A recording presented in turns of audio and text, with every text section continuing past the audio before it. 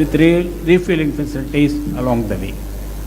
Also, this university proposes, and as you directed us on 11th March, to develop a hydrogen-powered train between Hyderabad and Visakhapatnam, where hydrogen is available. These two things we would like to do with the kind support of the government of Andhra Pradesh, the industry present here, and Ministry of Railways. Now I request Dr. Satyanarayanan to speak, then we will go to Pranav Tanti.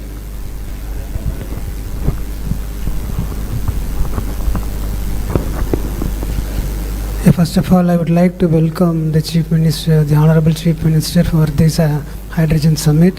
And I understand he's been away from Andhra Pradesh for the past 3-4 days, and he's very tired. But in spite of that, he has made it to this occasion. We are very happy to be hosting this event. As Professor Rauts told, we will be interested in producing hydrogen in the university, but for the industry, and also we would be interested in doing a prototype for a hydrogen train which can run between Vijayawada and the Visakhapatnam. So I request our Chief Minister, who has always been readily helpful for us, to help in this initiative also. Thank you very much.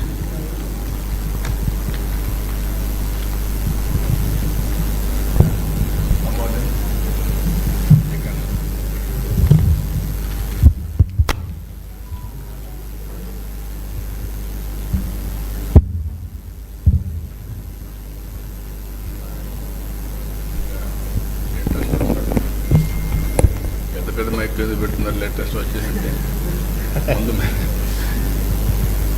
be ahead of times. Okay, now I'm very happy to come this interaction session. After that, inaugural session will be there. 2 days, all of you are going to be here to finalize the agenda.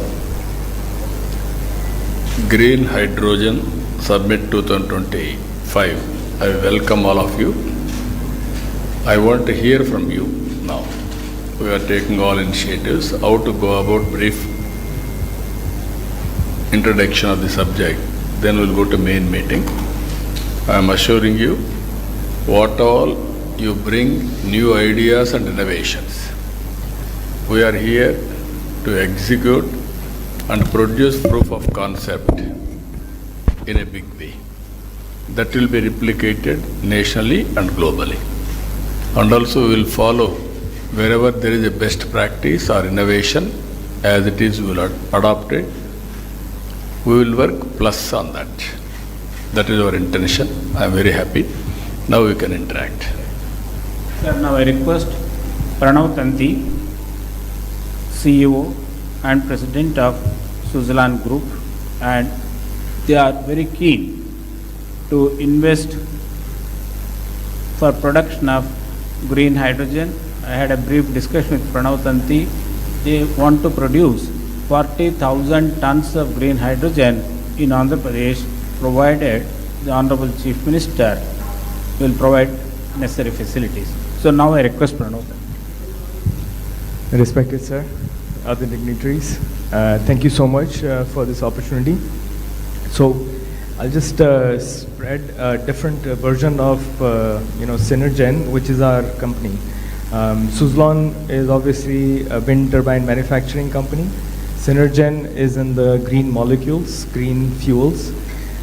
We have currently advanced stage development in Texas, Houston. 40,000 tons of hydrogen capacity and 200,000 tons of ammonia, green ammonia. It's an integrated plant. We have 250 megawatts of behind the meter solar and 500 megawatts of wind integrated with the grid.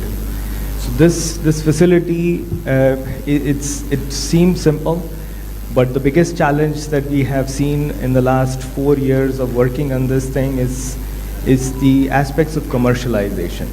Right? It's various moving pieces. The typical pieces have been the land, water, and power.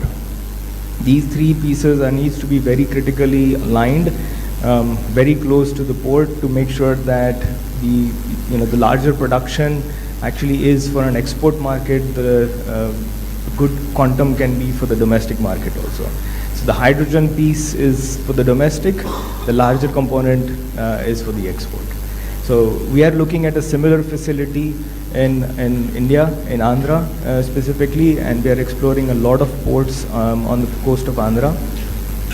State has been blessed with several resources, blessed with the beautiful coastline, and I think that's where development of a lot of these ports, which your visions have been in a long-term visions, has been very important for us.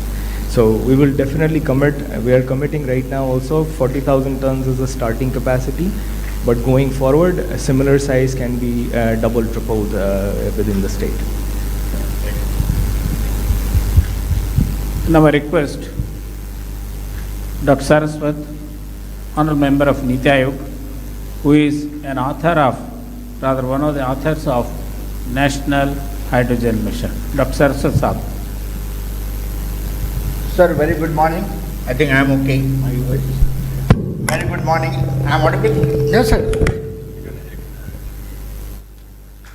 I am very happy to be present in this summit today. The National Green Hydrogen Mission, which has been announced in 2023 by our Honorable Prime Minister at a cost of 19,500 crores, stipulates certain major objectives. And one of them is that India should have 5 million tons of green hydrogen by 2030.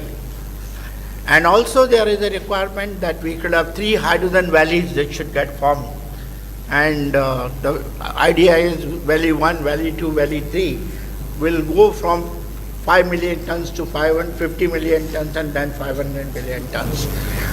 The purpose of this valley is not just to kind of production alone, but it is to create a complete ecosystem for that.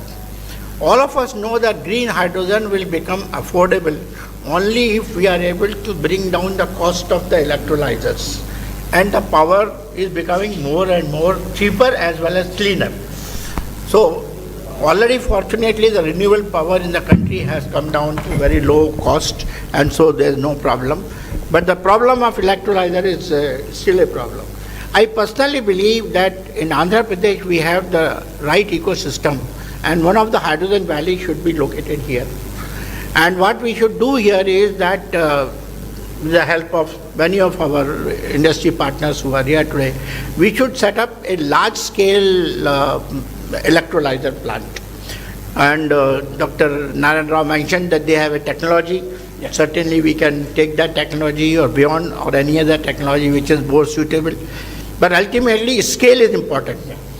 Sir, there is a figure I want to mention to you. Unless there is a scale of something like 5 terawatt hour, bringing down the cost of electrolyzer from today's approximately $600 per kilowatt hour to $130 per kilowatt hour.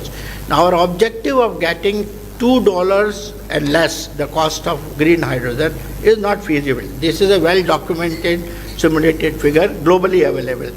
Now, it can have minor variations because India is a cheaper country in that sense, and we may be able to do it at a much lower cost.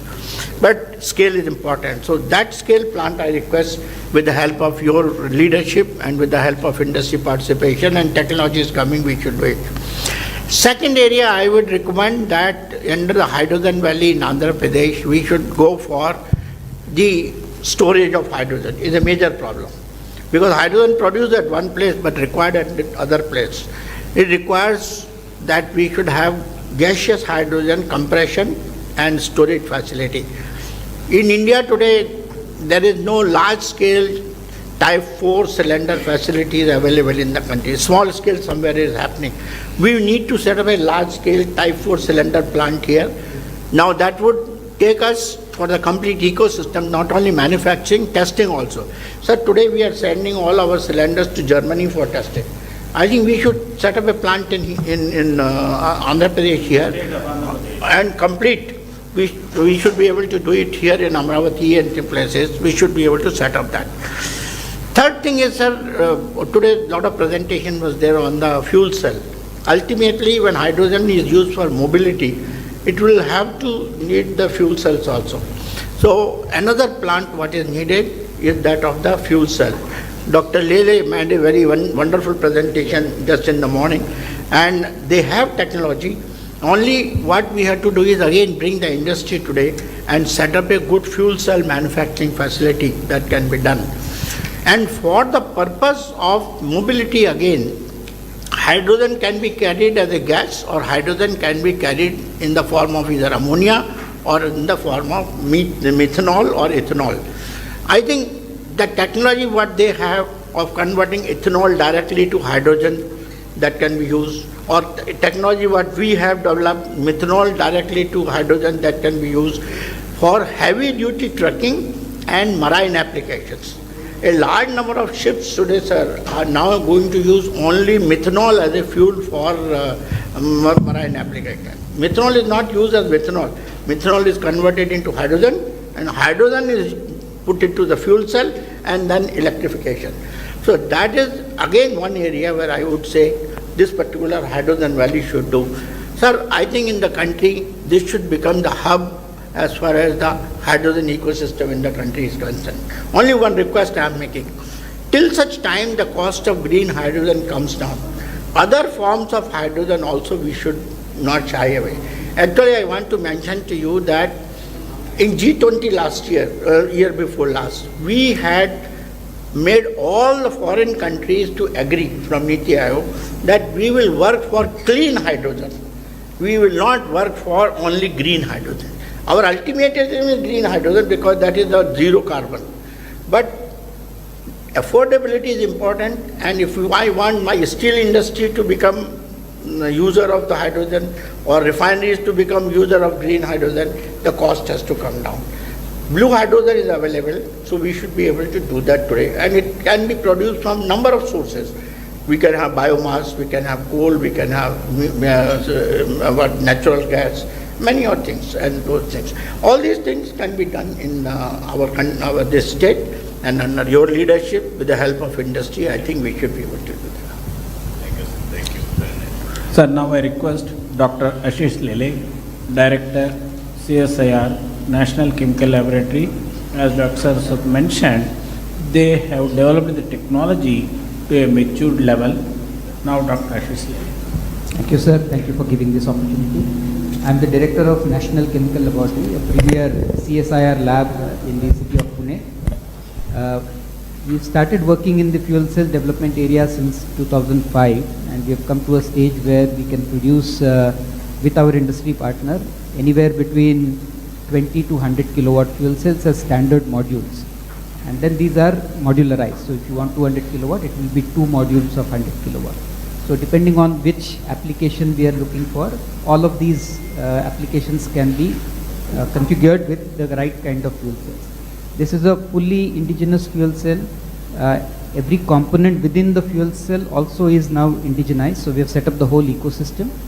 There's a industry partner who is now making large fuel cells and also integrating them with the other parts of the drivetrain, like batteries and DC-DC converters and so on. So we reached a full prototype level. The first indigenous catamaran was launched by the Honorable Prime Minister last February. We have also demonstrated cars, buses, so all of it.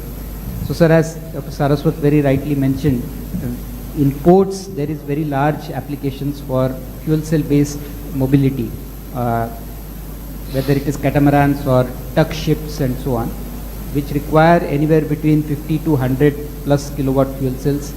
In ports, I think this would be a great application, as well as in drones. We are now working with a few drone companies to develop fuel cell based high endurance, long distance traveling drones. So we'll be very happy to participate in any effort in Andhra Pradesh to take these technologies now to real commercial scale. We have done enough prototyping now. We are looking for opportunities to now scale up and commercialize. So very, very helpful. Thank you. So the Honorable Chief Minister is kindly aware that AM Green has set up their plant in Kakinada with a goal of producing 3 million metric tons of green ammonia Now I request Dr. Ramkumar, CTO of AM Green. Sir, respected sir, good afternoon and thanks for this opportunity. So I represent two group companies, Greenco and AM Green. Greenco is a renewable energy company which produces green electrons, and AM Green is the green molecule company which is launched last year. So as Professor D.N. Rao was mentioning, already the Nagarjuna Fertilizers was acquired by us in Kakinada, and now there is a very brisk activity going on to convert this Nagarjuna Fertilizer plant into 1 million metric ton to start with 1 million metric ton of green ammonia. And to support that, sir, we are setting up 1680 megawatts of electrolyzer capacity for producing green hydrogen, because with green power and green hydrogen we are going to produce the green ammonia. And sir, you will be very happy to know that from Andhra Pradesh, for the first time in the country, we have finalized the supply contract for November 27 from Kakinada port to supply green ammonia produced in Kakinada all the way to Europe to Uniper, a company, German-based company. Already firm contracts have already been placed, sir. Our first supply will start by end of November 2027. And apart from this, sir, you are already aware, I was told that you and your other cabinet colleagues have already visited world's largest pump storage hydro project at Pinnapuram, which is nearer to Kannur. And sir, the distinction of this project is that it is a 2 gigawatt capacity storage where greenfield lower reservoir of water and upper reservoir of water has been created. It acts as a water battery, and with the help of this pump storage hydro, our renewable power delivered cost round the clock, renewable energy round the clock, RERTC is the normal acronym, is below $55 per megawatt hour. Nobody in the world is betting on this number, whereas we bet this and we won the orders for this.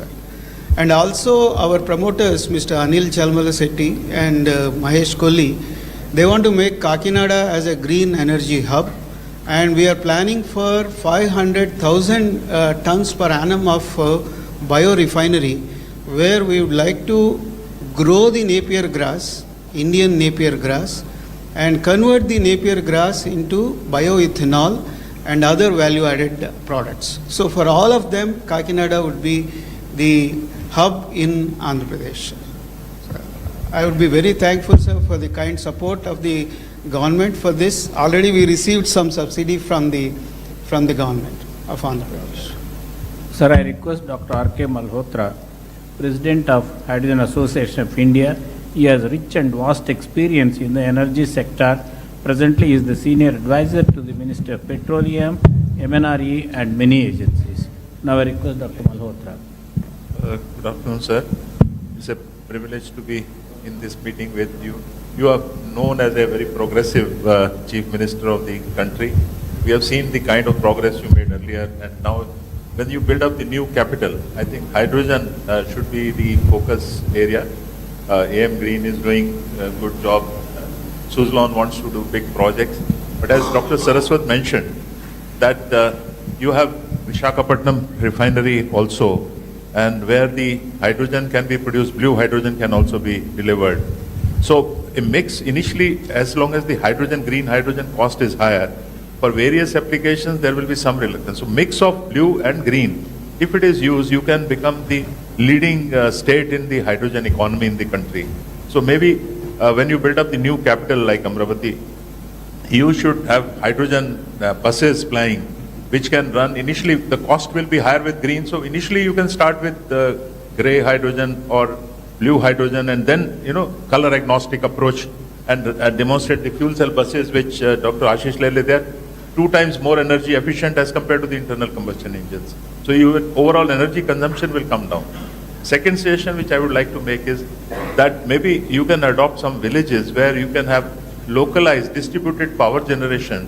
You can have solar power to generate electricity, then you can have villages using that power during the day for cooking maybe, or converting into hydrogen and then hydrogen stoves also. Scotland is a country where a lot of, developments on cooking stove applications. So villages can use that hydrogen, maybe in tractors also, maybe for irrigation pumps. So that kind of approach also, daytime you can use solar energy, store it in the extra solar energy can be stored in the form of hydrogen and then it can be used. So maybe these are some of the decisions. From hydrogen station side, we have been supporting and educating people on various kind of activities related to hydrogen. We'll be very happy to work for Andhra government also if any proposal is required or any support is required from our association. What is the cost difference between hydrogen storage and also battery versus to pumped storage? So that cost difference between pump storage and hydrogen storage in different forms, because if you have to have No, I compressed. can understand. It is a conversion. Yes. I can understand. Now, So as hydrogen on storage, today, pump storage will be much cheaper. we are all working as on today. Yes. Storage is much cheaper. Much cheaper. Because the life of battery is just 8 years, so to say. Even if you take the best chemistry battery. So only lithium, temporary, immediate, how to solve the problem, we are going for battery. Even there will be some more innovations in battery, Sir. then it will help. Meanwhile, it will The come. hydrogen storage. Hydrogen is also storage, media. that is another area. I wanted to know, as on today, we are going now, solar, wind, pump, standby, battery. Now we are talking about green. Maybe hydrogen also could be a hydrogen, storage. Hydrogen is or also a ammonia, storage all media. these things. Hydrogen also becomes a Yeah, storage. blending also, you are talking blue, hydrogen, all those things we are talking. Ultimately, a sustainable economy also. Affordability. Affordability and sustainable. If I do as a pilot may be pilot, replication and scaling will be a problem. How to act all these things, that is where I want to learn. In this country, all of you has to remember one thing. All innovations I started, first of all, power sector reforms, nobody ventured to attempt. That is late 90s. Saraswati he is aware of all those things. I started power sector reforms. Because of power sector reforms, I lost power also. That is different in 2004. That is another scenario. But always that was a benchmark today. And also all states are forced to adopt power sector reforms today. So these are all, I am aware of all developments in power sector. Not today, from the historical past also, from inception, especially 1995. So I am analyzing all our ideas and thoughts and innovations, how to integrate, how to take logical conclusion. Sir, now I request. Sir, as far as storage, as you said, I think battery storage, whatever time it happens, will always be a costlier option as compared to the pump storage option. Because pump storage will run on the solar power or wind power, and rest of the, both the capex and the opex are very, very small. You know, today itself, if you take solar power, pure solar power without storage, it's about less than 2 rupees. But the moment you add the battery, it becomes 5 rupees. So that is the kind of scale. Even if you reduce the cost of battery, which is most unlikely because battery uses all critical minerals, and these critical mineral costs cannot come down because of non-availability. Marginal changes will come. So we have to always explore methods of storing hydrogen or storing power using the other methods. For example, hydrogen storage you can use as Sir Ramkumar is telling, ammonia. People are using ammonia, people are using ethanol, people are using methanol. They are the best carrier of hydrogen. They can be carried and then they can be reformed to give you pure hydrogen. And once that has happened, your transportation cost comes down, your ultimately delivery cost of hydrogen to the end user becomes the cheapest if you follow that. So storage, I personally believe we should focus on cheaper means like pump storage. That is the best method is going to happen. Yeah. Sir, now I request Andrew Schumann, CEO, Everensis Renewables from Australia. Thank you very much. Thank you for the opportunity to come and speak to yourself and everybody here today. I'd like to bring a little bit of a different perspective to the conversation, and that's the one of an investor. Unless we can really make green hydrogen a value proposition, then it's going to be very difficult to get the investment. And without substantial investment, it's going to be hard to be successful. So a bit about myself. I'm an engineer. I've spent a large portion of my life working with doctors and professors, helping them to build process plants and processes and then upscaling them to commercial scales. And so I appreciate the complexities behind that, and I was really happy when Seshidhar approached me to join Arvensis. The Arvensis group is looking to invest in excess of $100 million into India. And we're looking at areas such as technology, AI, 3D printing, and all those things. We're also looking at renewable energies, and we're also looking at e-waste recycling. Okay. And we've been really, really impressed with the vision that I've seen in India. You know, when I've looked at all of the documents and the research that I've done, the vision that the government as a whole, as national, and then yourself has really put forward to say, this is where India wants to go. I really wish that Australia would have that same vision and be so clear about it. People are very scared to commit to any technology, whereas you have been very, very good with that. And so for me, from an investor perspective, you know, we're going to be starting off. We're working with to get permission from NREDCap to start our first 12-ton per day biogas plant, and we plan to rapidly expand that to 50 tons per day. Thank you. Thank you. Please go ahead. Yeah, go ahead. Okay, please go ahead. Yeah. Oh. Okay, please go ahead. Oh, okay.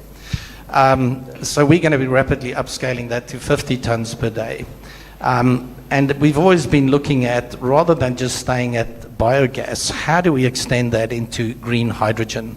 So I've started doing quite a bit of research into, you know, how do we de-risk this from an investor perspective?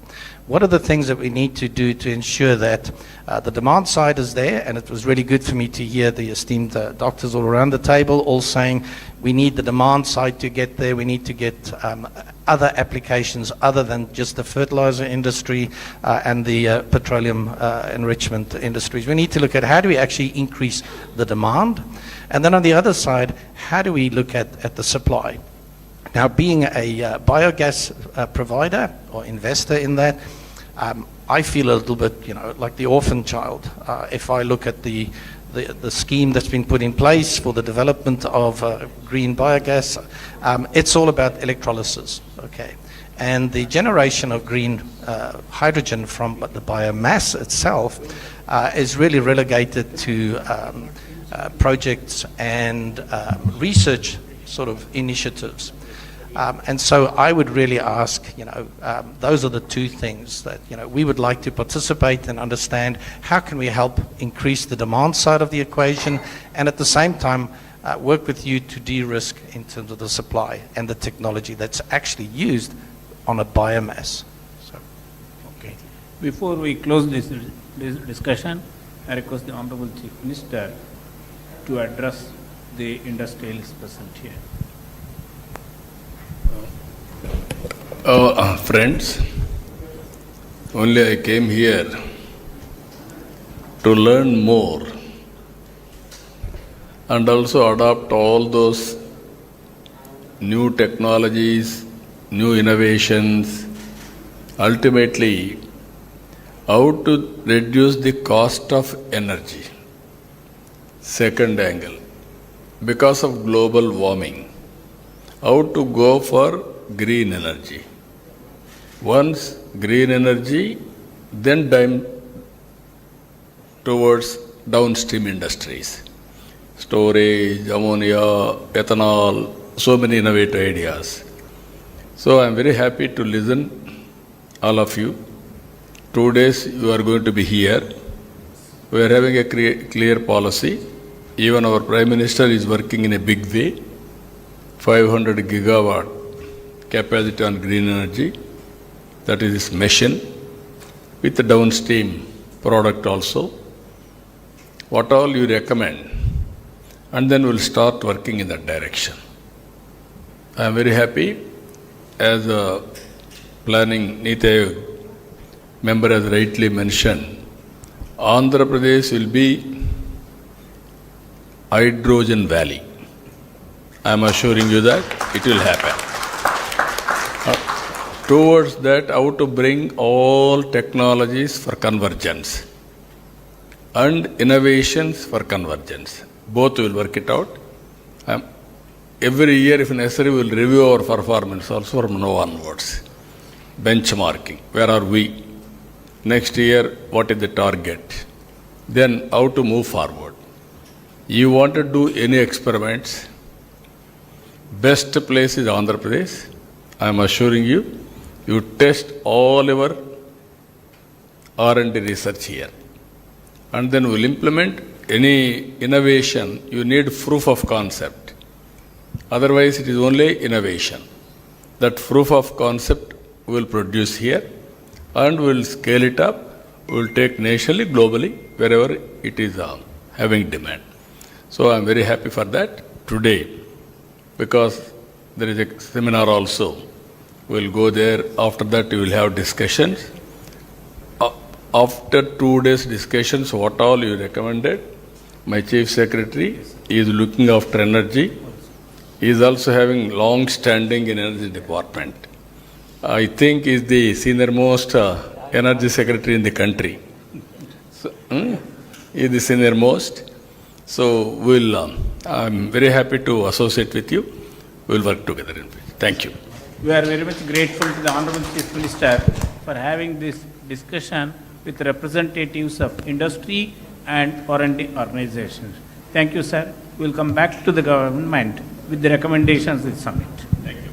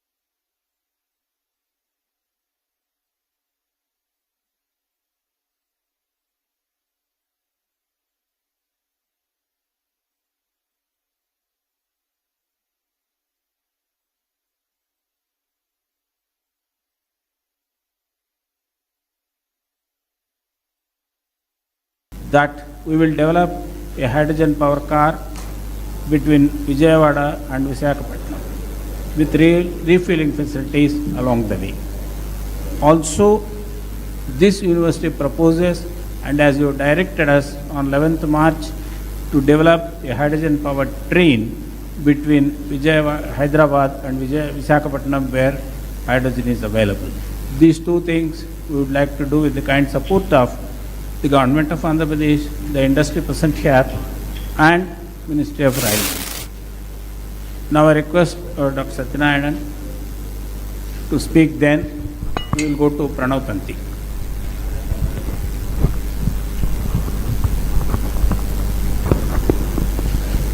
First of all, I would like to welcome the Chief Minister, the Honorable Chief Minister, for this Hydrogen Summit. And I understand he's been away from Andhra Pradesh for the past 3-4 days, and he's very tired. But in spite of that, he has made it to this occasion.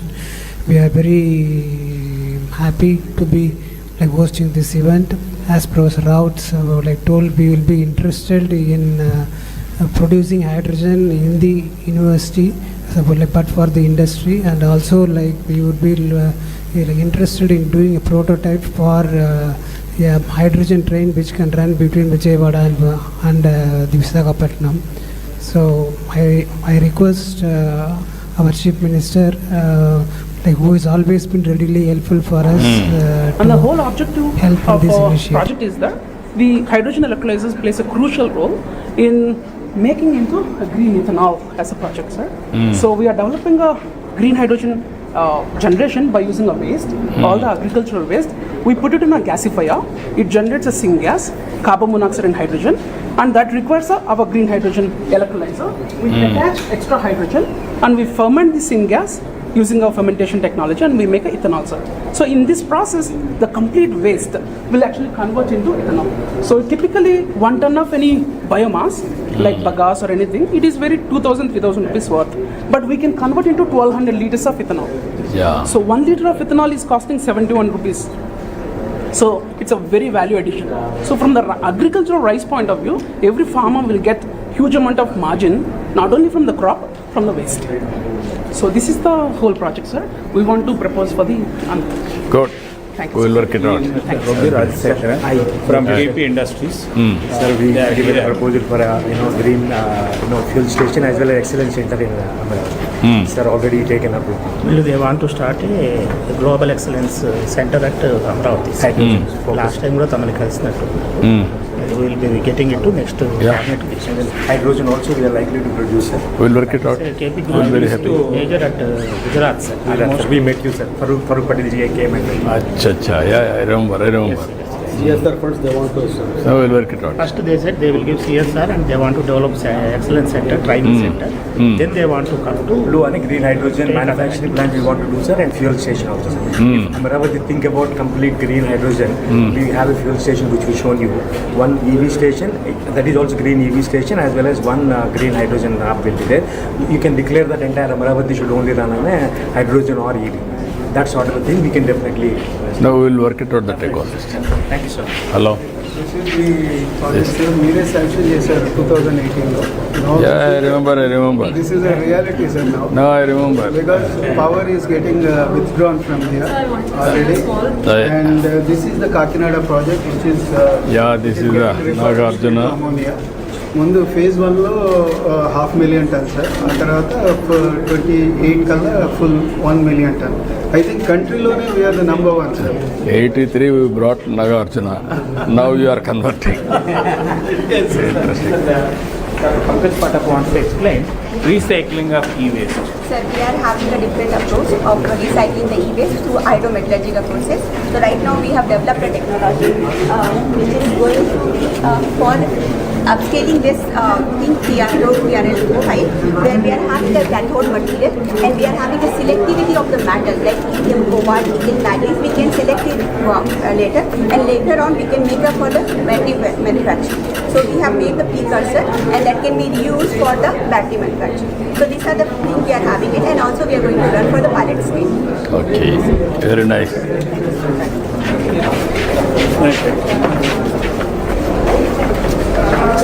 Now we'll go for non-fiction. Yeah.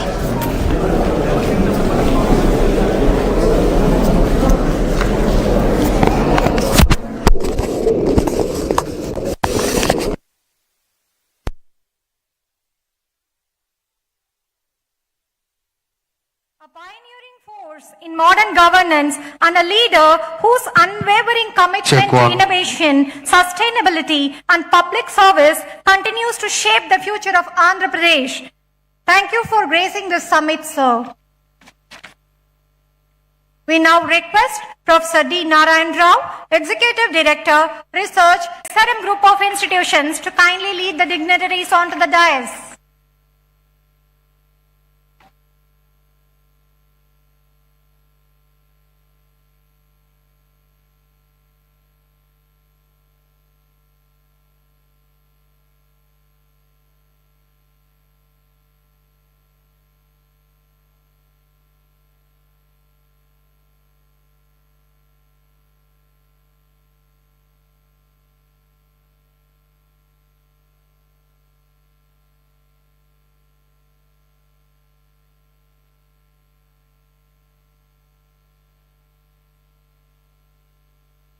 We now begin this landmark event with the tradition that symbolizes the awakening of knowledge, the lighting of ceremonial lamp. May I request our esteemed dignitaries to kindly join us for the lamp lighting ceremony.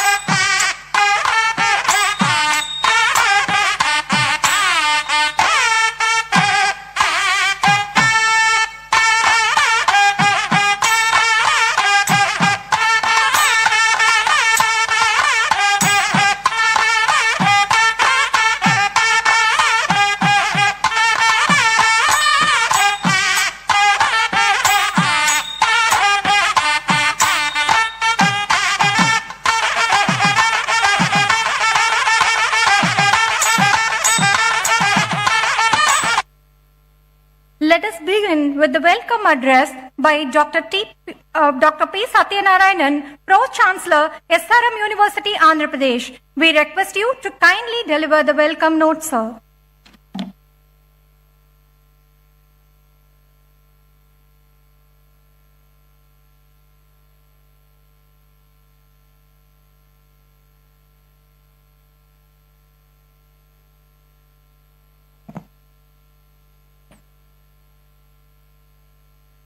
A very good afternoon to you all.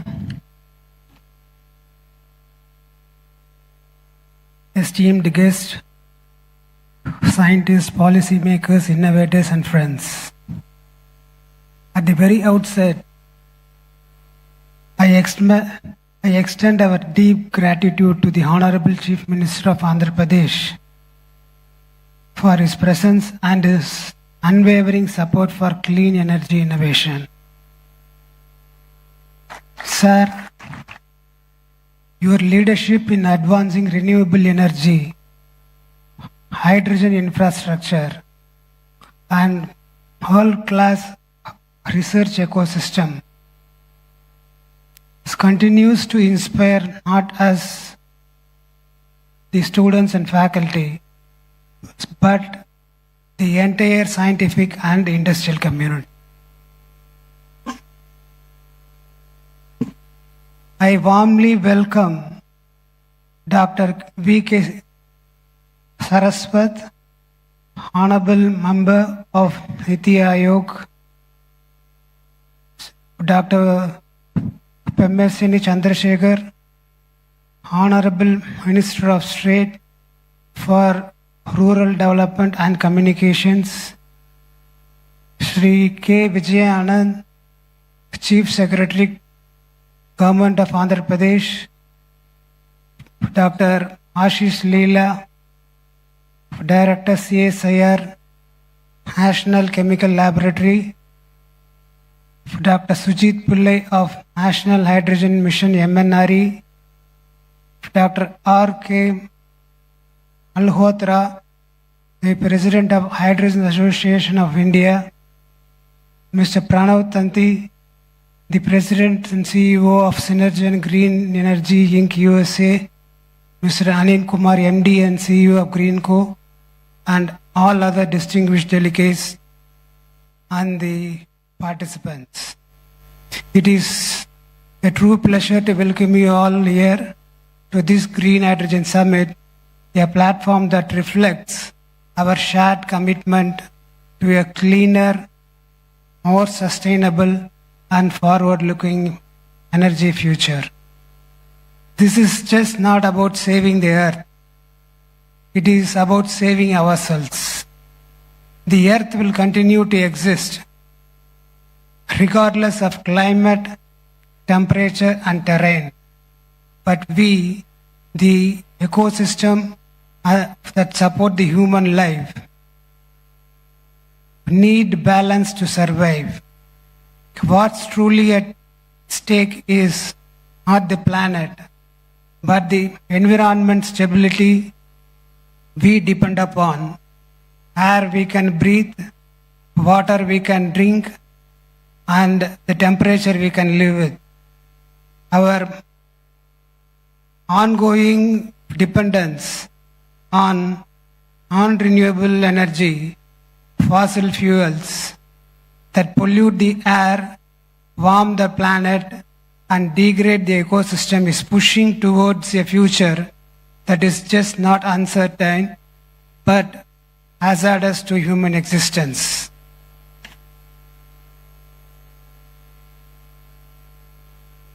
That is why the transition to renewable energy is not just important, it is urgent. And in this transition, the green hydrogen has a very critical role. It is one of the few clean energy sources capable of addressing industry scale needs, long distance transport, grid level storage, and the areas where the batteries and the technologies fall short. Recognizing this, the Honorable Chief Minister has taken a pioneering step by launching Andhra Pradesh Green Hydrogen and Green Ammonia Policy in 2023. This policy outlines a clear vision to produce 500,000 tons of green hydrogen per year and 2 million tons of ammonia per year, backed by strong incentives. From ST reimbursements, electricity duty waivers, to land concessions and priority port access. These are not symbolic steps, they are concrete foundations to make Andhra Pradesh a national and a global hub for green hydrogen. And what makes this even more inspiring is the mindset behind it. It was on this very stage that Chief Minister once said, being a visionary is a problem. And yet, he chose to envision what others wouldn't, that courage to move ahead despite the weight of uncertainty is what defines his leadership and that makes history. At SRM, we believe in that vision and we are committed to growing with the Andhra Pradesh state. As the Andhra Pradesh builds Amaravati as a capital of the future, we at SRM University AP want to grow alongside it to be part of its transformation and history. In line with this vision, we are proud to announce the launch of the SRM Institute of Emerging Technology. At its heart, it will have the Department of Energy Engineering, one of its kind, committed to research, innovation, and skill development in the clean energy space. Apart from this, we are also planning for health engineering, financial engineering, defense engineering, and sports sciences. So that makes this SRM Institute of Emerging Technology to be different from the other institutions in India. If we are able to, if we are to be the last generation to depend upon fossil fuels, then the next generation must be the first to lead the clean energy revolution. While the government set policies, industries build systems, it is the youth with their ideas, innovation, and courage who will carry this transformation forward. They must not just inherit the planet, they must be empowered to reimagine it. Let us not fail them. Let us ensure that this borrowed planet passed on to us by our ancestors is returned to the next generation in a livable, breathable, and a beautiful form. Let us be the last generation that depended on fossil fuels and at the first that made the clean energy truly universal. Let's work for it. Thank you very much.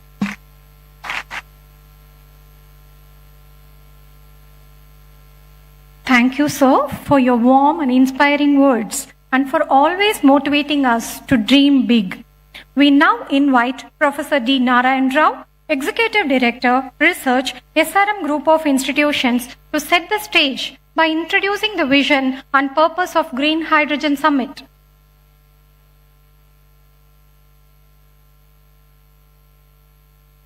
Honorable Chief Minister of Andhra Pradesh, Sri Nara Chandrababu Naidu Garu, well-wisher and mentor of SRM AP and Honorable Member of Niti Aayog, Dr. Saraswat,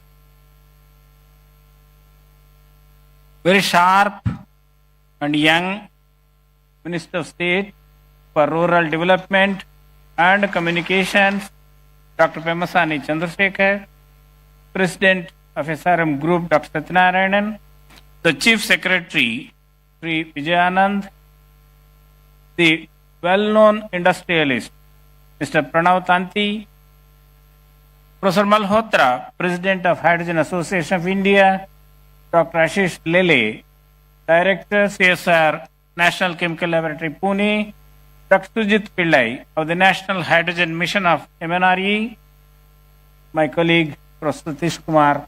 I extend a warm welcome to all of you, particularly the industrialists who came from different parts of the country and abroad, the delegates of the Hydrogen Summit, scientists, faculty members, research scholars, and my dear friends of print and electronic media.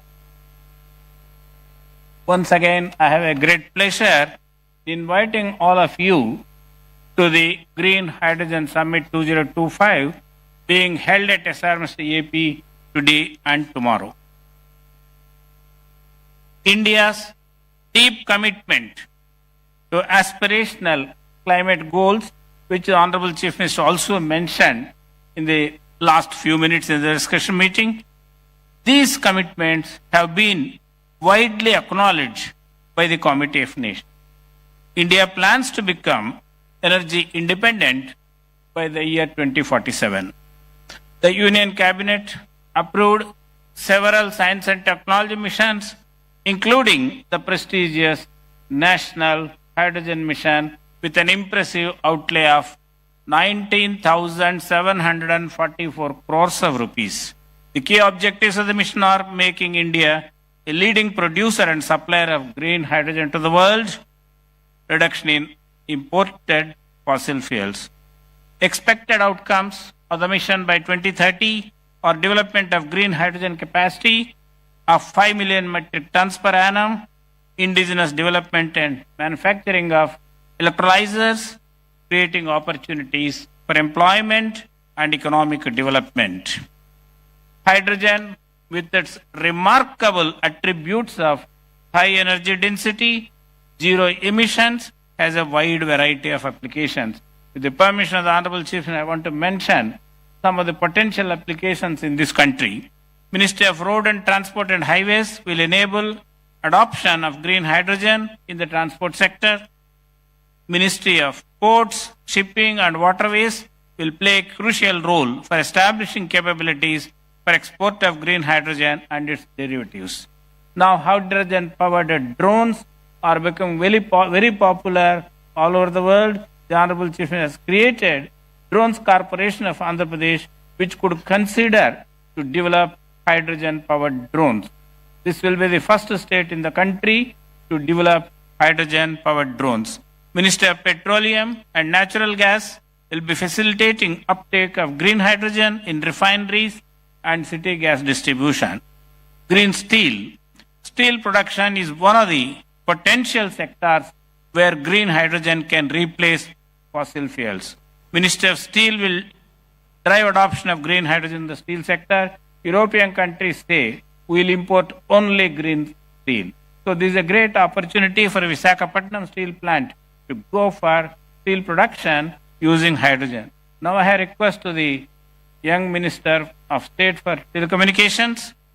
The backup power requirement of telecom towers presents an apt opportunity to deploy reliable and on-demand renewable energy solutions.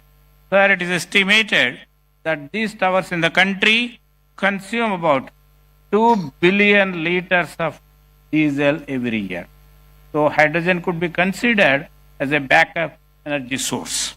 Ministry of Railways is working on transitioning towards adoption of green hydrogen in view of its ambitious plan to reduce the carbon footprint. Ministry of Railways has already developed a hydrogen-powered fuel cell-based train with 10 coaches, and the pilot hydrogen-powered train will be demonstrated in September 2025, that is the next 2 months, between the stations Jhind and Sonepat in Haryana.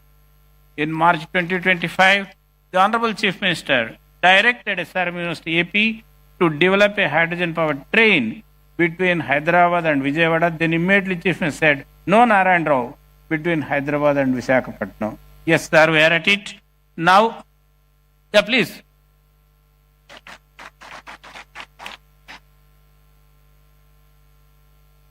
SRM University has an MOU with the Integral Coach Factory of the Ministry of Railways to develop the hydrogen-powered train. Sir, we are at it, working under your direction.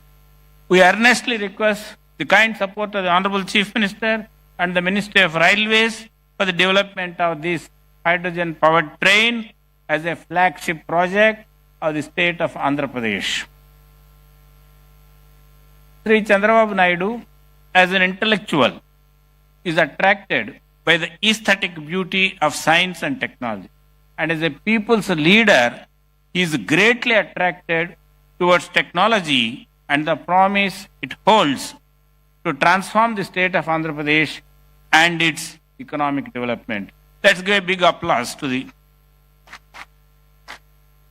aligning with the ambitious plans of National Hydrogen Mission and with a foresight that the first entrance into the business of hydrogen can reap more benefits than others, our visionary Chief Minister has made Pudimadaka near Visakhapatnam as the first and the largest hub of green hydrogen in the country. The Visakhapatnam Hydrogen Hub will be producing about 1.5 million metric tons of green hydrogen per annum, 3 million metric tons of green ammonia, methanol, etc. Green hydrogen produced at Visakhapatnam could be used by Visakhapatnam Steel Plant, HPCL, NTPC, fertilizer industries and many others. Sir, I am glad to inform the Honorable Chief Minister and the guest present, audience present here, that the faculty members of SRM University AP have indigenously developed an electrolyzer, which the Honorable Chief Minister just now visited. This can produce 500 kilograms of green hydrogen per annum, and it is being demonstrated during summit. It is scalable to produce 150 tons of green hydrogen per annum. We request the Honorable Chief Minister to consider industry, university, government collaborative venture. We propose to establish an innovation center at SRM University AP to develop indigenous technology to produce, store, and utilize hydrogen as a green fuel. The goal of the proposed center in the next 2 years would be to develop and demonstrate a hydrogen-powered car between Vijayawada and Visakhapatnam, and with refueling facilities along the way. At present, hydrogen costs about 350 rupees per kilogram, which can fuel a car for a distance of 20 to 25 kilometers. The proposed innovation center could bring down the cost to 200 rupees per kilogram of hydrogen by developing more efficient catalysts for electrolysis and reducing the power consumption for producing hydrogen. Sir, you are kindly aware that on 30th June 2025, the government of Andhra Pradesh approved Amaravati Quantum Valley Declaration. IBM will be installing and maintaining a 156 qubit quantum computer at Amaravati Valley on 1st January 2026. Sir, this will be the first and most powerful quantum computer not only in the country and in South Asia. Friends, establishment of Amaravati Quantum Valley is also a catalyst for our green hydrogen mission. The quantum technologies help us design advanced catalysts, develop safer hydrogen storage systems, and create ultra-sensitive sensors for monitoring the safety. With the quantum simulations, we can reduce the cost of hydrogen and increase the efficiency of green hydrogen production. Looking into the future needs courage and insight, and fortunately, our visionary Chief Minister has both. Let's give a big applause. During the exciting decade of 2014-24, the Government of India launched several SNT missions, including the National Hydrogen Mission, National Quantum Mission, National Semiconductor Mission, National Mission on AI. The state of Andhra Pradesh has taken up these missions at an unprecedented fast pace. Dear friends, with all these technological advances and the vision and dynamic leadership of our beloved Chief Minister, the state of Andhra Pradesh will be very different from what it is by 2047, Swarnandhra 2047. Jai Hind, Jai Bharat, Jai Vigyan. Thank you. Now I request all of you to give a standing ovation to this dynamic, visionary Chief Minister.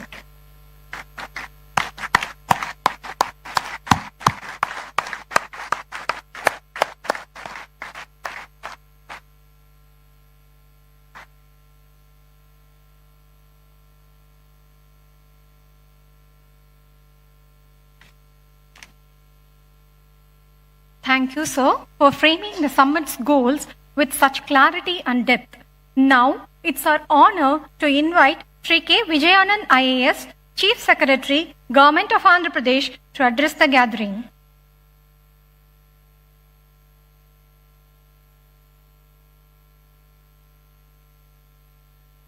Honorable Chief Minister of Andhra Pradesh, Sri Nara Chandrababu Naidu Garu, Honorable Member of Niti Ayog, Dr. V.K. Saraswat Garu, Honorable Minister of State for Rural Development Communications, Dr. Chandrasekhar Pemasani Garu, Pro-Chancellor SRM University AP, Dr. P. Satyanarayan Garu, distinguished guests, esteemed faculty, students and industry leaders and media. A very good morning and warm greetings to all of you. It is a privilege for me to be part of this transformative gathering, the Green Hydrogen Summit 2025. which is hosted by SRM University and New and Renewable Energy Development Corporation, Government of Andhra Pradesh. This summit is a testament to our collective commitment to building a sustainable future powered by clean energy. Today, we have gathered here to discuss one of the most transformative energy solutions of our time, that is green hydrogen. This summit is not just a platform for dialogue, it is a call to action for governments, industry, and academia to collaborate in building a sustainable and resilient energy ecosystem. I extend my heartfelt gratitude to SRM University for graciously hosting this summit and providing a platform for collaboration, innovation, and progress in clean energy sector. As the world confronts the urgent challenges of climate change, the transition to green energy offers a compelling and scalable solution to all of us. This pathway not only decarbonizes our energy systems, but also redefines industrial processes, transportation, and agriculture. Green energy derived from solar, wind, hydropower, geothermal, and biomass is the foundation for this transition. It is a clean, renewable, and resilient energy system. By harnessing this energy to produce green hydrogen through electrolysis, we unlock a versatile fuel that emits only water when it is used.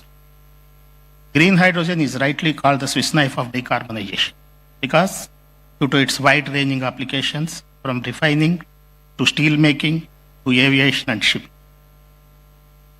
The green hydrogen ammonia value chain is critical for decarbonization in particular. It enables deep emission cuts in hard-to-abate sections like steel, cement, and heavy transport. Energy storage and transportation also value chain is used to allow efficient storage and long-distance transportation of renewable energy, balancing supply and demand. In case of industrial applications, this provides high-temperature heat for industrial processes without carbon emission. In case of climate mitigation, by reducing CO2 emissions, it contributes to limiting global warming to 1.5 degrees centigrade, as outlined in international climate agreement. As a economic growth perspective, it opens new avenues for job creation, innovation, and green industrial development. Looking and taking all these factors into consideration, Government of India has made significant strides in promoting green hydrogen as a cornerstone of its clean energy transition. National Green Hydrogen Mission is launched in January 2023. Is the India's flagship initiative to promote green hydrogen.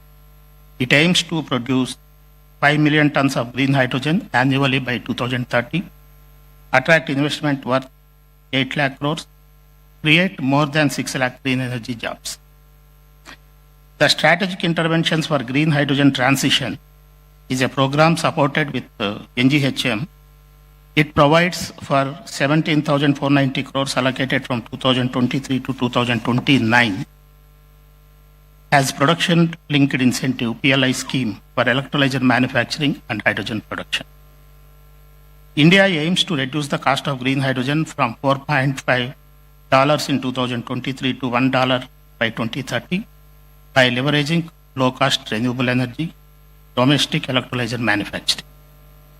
And India is also focusing on infrastructure and export strategy and building a scalable hydrogen ecosystem for industry and transport. Strategic partnerships through India, Middle East, Europe Economic Corridor to boost hydrogen exports. Government of Andhra Pradesh, under the visionary leadership of our Honorable Chief Minister, Sri Nara Chandrababu Naidu Garu, we are playing a strategic role in this entire program. Andhra Pradesh is proud to be at the forefront of this India's clean energy revolution. With abundant RE resources, a proactive government, and a thriving industrial base, we are ready to become Green India, green hydrogen powerhouse. Under Swarnandhra Vision 2047, we are committed to become a hub for clean energy innovation and green hydrogen exports. The state has launched Andhra Pradesh Integrated Clean Energy Policy 2024, which provides a comprehensive framework for green hydrogen production and infrastructure, electrolyzer manufacturing, hydrogen-powered mobility and logistics, export-oriented hydrogen corridors. The state targets around 10 lakh crores of investment in clean energy, and the state is offering capital subsidies, GST relief, stamp duty concessions, and incentives for battery storage systems to attract green hydrogen and renewable energy investment. Recently, India's first integrated green hydrogen hub by NTPC Green Energy, where Government of Andhra Pradesh, New and Renewable Energy Development Corporation is also involved. The Honorable Prime Minister has laid foundation stone for 1,200 tons per day green hydrogen at Pudimadaka in January 2025. You are also aware 1 MMTPA green hydrogen based green ammonia manufacturing facility at Kakinada by AM Green Ammonia Private Limited they have already started. They did the groundbreaking, already started the work with an investment of 12,000 crores and creating 2,600 jobs. Development of a 2 gigawatt electrolyzer manufacturing facility at Kakinada by Chan Cockerill Greenco Hydrogen Solutions Private Limited is also, they have laid the foundation stone, they have started the activity with an investment of 2,000 crores and creating 5,000 jobs. We are also happy to announce that India's first pilot project blending green hydrogen with LPG for industrial heating with an annual green hydrogen capacity of 25 tons per annum at Rockman's Tirupati facility by Hero Future Energies and Rockman Industry. The total investment is approximately 1,000 crores with 2,000 existing employees at the factory. What is the road ahead for us? While these challenges remain, such as high capital costs, energy losses, and storage complexities, our path forward is very clear. There is a need for policy support and subsidies for early stage investments, which by our policy we have provided the best of the industry kind of incentives in this sector. International supply chain development is also one thing important, and continued R&D for efficiency and cost reduction, academic and industry participation to drive innovation. The success of this green hydrogen depends on collaboration between government, academia, industry, and civil society. This summit is a shining example of such collaboration.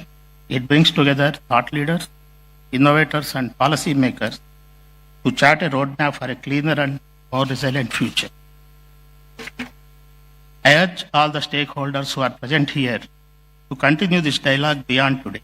Let us build pilot projects, share knowledge, and create scalable models that can be replicated across the country.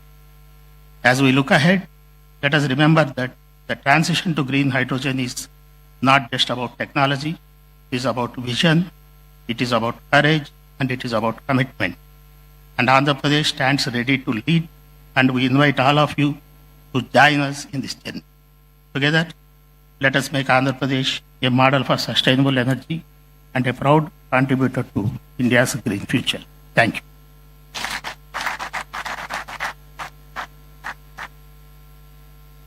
Thank you, sir, for your insightful address. It's our honor to invite Sri Pranav Tanti, President and CEO, Synergen Green Energy, to address the gathering.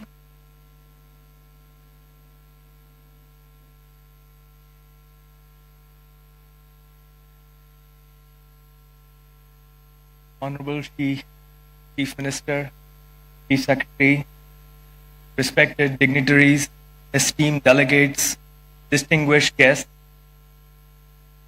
I'm truly honored and humbled to stand here to welcome you.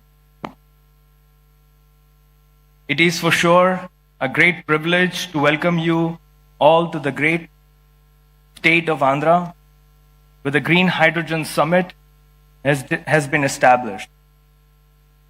Andhra Pradesh is delighted to host this remarkable gathering of visionaries, industry leaders, policymakers, future generations, and experts who share a common goal: to harness the potential of green hydrogen as a pivotal force in the transition towards a sustainable and clean energy future. If I can pause and ask a basic question. Why hydrogen? What makes hydrogen so special? Hydrogen is the simplest element. It is the most abundant element. So why hydrogen? Well, the answers are in the challenges that we all face in this energy transition. In the renewable space, in the green space, we all face the issues of expansion beyond a certain capacity. All of us have been working with electrons for many decades, and we know that electrons are very notorious. They don't like to be told what to do.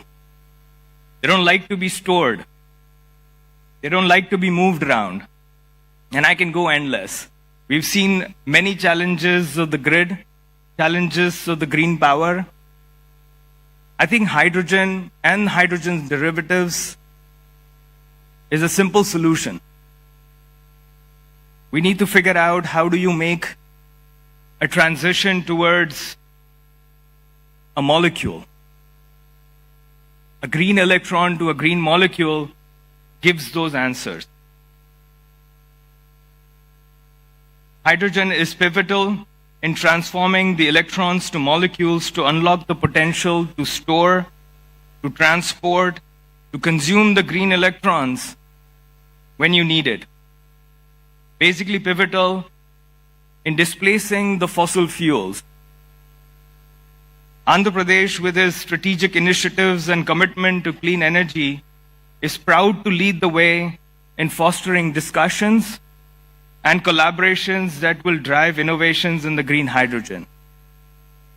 This all comes with a great vision that the policymakers, the chief ministers, the dignitaries have. This summit serves as a vital platform for exchanging ideas, showcasing advancements, and exploring opportunities for collaborations across sectors. Our company name, Synergen, is coined using two terms, synergy and hydrogen. It's simple as it stands. We strongly believe that the key to unlocking the next phase of expansion is undoubtedly collaboration. We all need to come together as one force to make it a success. We are in the advanced stages of development of green hydrogen and green ammonia manufacturing facility with the capacity to manufacture 40,000 tons of green hydrogen in the state of Texas in US. With this anticipation, we believe that the commissioning is possible in 2028, and a combined capex of renewable energy and a green fuel of $2 billion. This was only possible because of the efforts we put in fostering partnerships and collaborations over the last 4 years. Throughout this summit, let us engage in meaningful dialogue, challenge conventional thinking, and inspire one another to take bold steps towards achieving the common objectives. Your insights, experiences, and commitments will lay the groundwork for transformative change. Once again, welcome to the Green Hydrogen Summit at Andhra Pradesh. Let us harness the power of collaboration and innovation to fuel the sustainable future for the generations to come. Thank you. Thank you, sir, for your inspiring message. It's our immense privilege to invite a distinguished architect of India's science and technology policy, Dr. V.K. Saraswat, Honorable Member, Niti Ayog, Government of India. A driving force behind India's strategic advancements, Dr. Saraswat's insights continue to shape the nation's innovation landscape. We request you to deliver the keynote address, sir.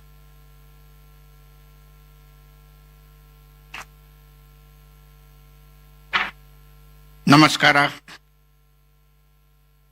Very good afternoon, Honorable Chief Minister of Andhra Pradesh, Shri Chandrababu Naidu Garu, Honorable Minister of State, Dr. Chandrasekhar, Shri Satyanarayan, and many of my colleagues, distinguished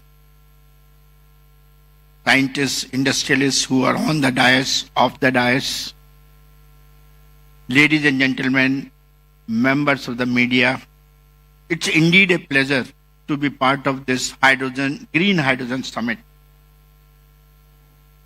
We were just discussing, this is a journey which I started about 7 years back or 8 years back, when I made a presentation to our Honorable Prime Minister and said India should launch a hydrogen mission. I think it was around 2017 or so, 17 or 18. And he immediately picked up that, and the story is known to you today, with so many of you have talked about the hydrogen mission of that. So the vision of our Prime Minister is to decarbonize our energy system. That's why he has committed in the NDC that we will be 500 gigawatts of renewable power or non-fossil power by 2030. He has also committed that we will have energy intensity reduced by 45%. And we will have more than 2.3 billion of carbon absorption, so that we can have, through afforestation, that much of CO2 that can come. And ultimately net zero by 2070. Now what is the role in this? Because energy is such a sector which is so open. We have been depending upon fossil fuels for energy for the last so many decades and almost a century. And now we have worked out, under the leadership of our Honorable Prime Minister, the energy mix for our country. The energy mix for the country today is that we will work on mostly on the renewable energy. That's why we said 50% by 2030. We will work on alternate fuels, non-fossil fuels, alternate fuels which are less polluting, like ethanol, methanol, ammonia. We will give a major push to nuclear energy. That is another area which you might have heard in the recent past. It has been announced in the last budget that India will have 100 gigawatts of nuclear power by 2047. Why do we need nuclear power? Because when you talk of renewables, it has its own vagaries with respect to variations in the availability. And for meeting that base load requirement, the most non-polluting form of energy is nuclear. So that's why the nuclear comes, and now new technologies in nuclear are also emerging, which will be able to meet the requirement of power for difficult to abate sectors like steel, cement, refinery, and so on. In this kind of an energy mix, when we talk of, mobility becomes one of the major requirements, because that's another polluting area.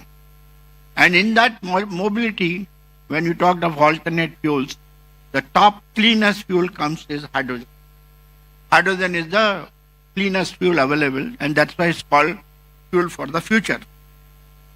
Unfortunately, or fortunately, we have been using hydrogen in various fields, refineries, petrochemicals, many other areas. And we have been producing hydrogen mostly from the natural gas, sometimes from coal, and sometimes from biomass. After doing a lot of analysis, what are the various means of producing hydrogen, people have started giving it color. Somebody says grey hydrogen, somebody says blue hydrogen, somebody says pink hydrogen, turquoise hydrogen, white hydrogen. Now this kind of a color is mainly based upon what is the total carbon dioxide emission that takes place in the process of production of that hydrogen. That is what it's called, that color is given. But as you want to do the green hydrogen, it has got its own problems with respect to the cost. We know that hydrogen can be produced in the most non-polluting manner through the electrolysis of water using, again, non-fossil energy. that is renewable energy, which is a non-fossil energy. If we can do that, we can get it.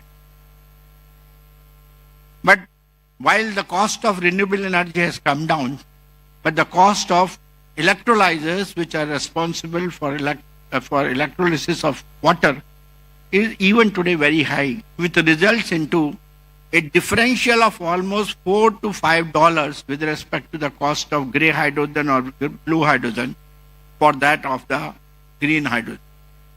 Now, one of the major things which our Honorable Prime Minister mentioned when the National Hydrogen Mission was announced, that as a target, most of the industries should switch over to the use of green hydrogen, so that progressively over a period of time we can 100% switch over to green hydrogen. Knowing very well that to start with green hydrogen is not affordable.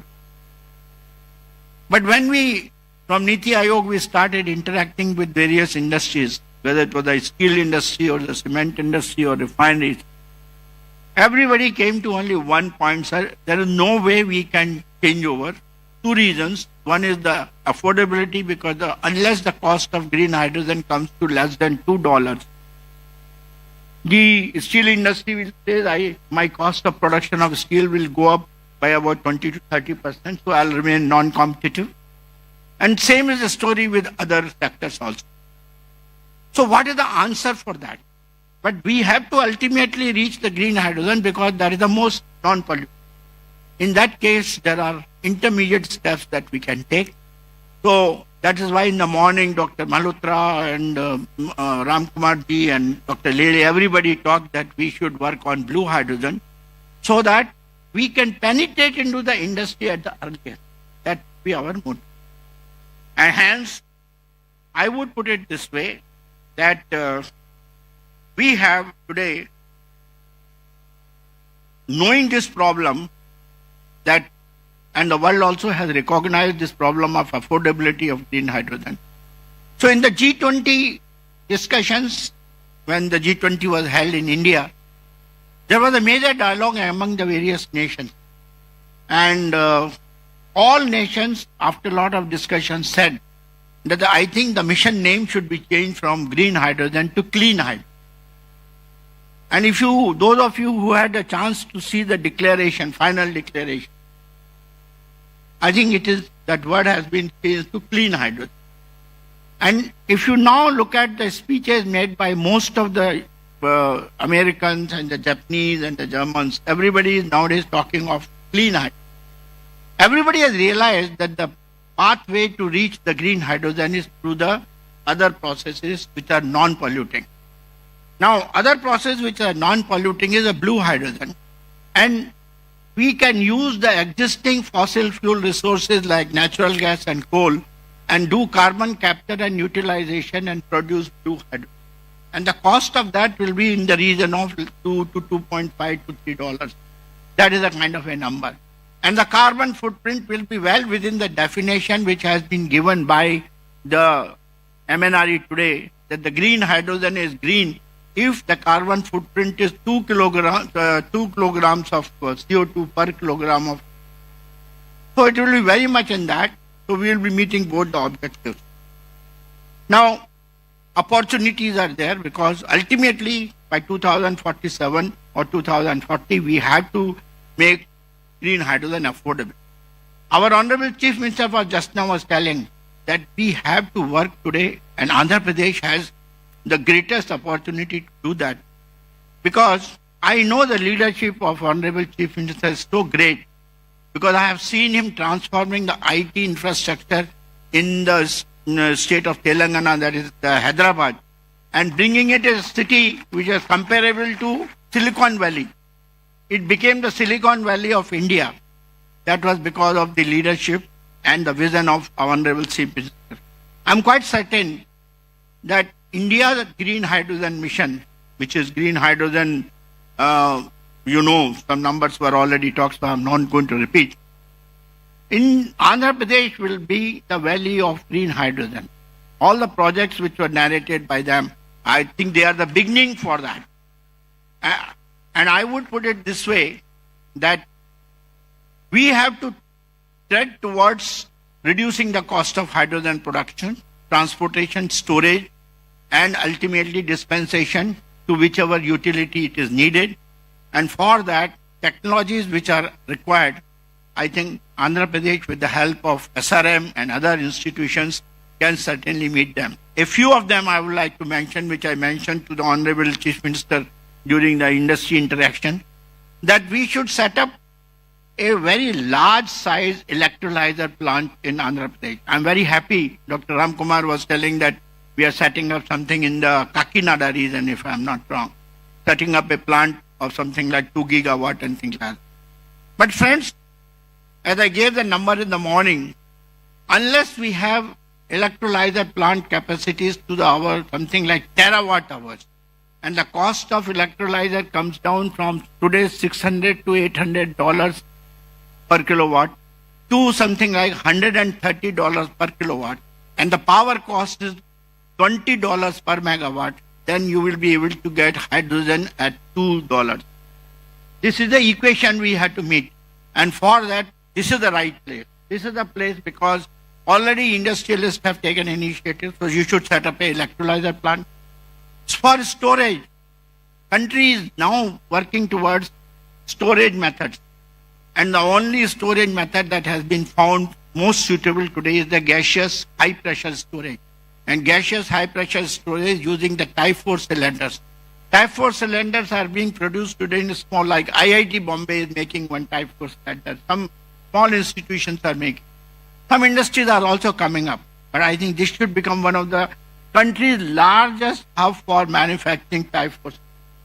We should set up an ecosystem in Amaravati for manufacturing Type 4 cylinders along with the carbon fiber and also the facility for testing. We should not be sending our Type 4 cylinders for testing to Germany and other places. We should do it all by ourselves. So that is the one which I would like to be done today. And third one is,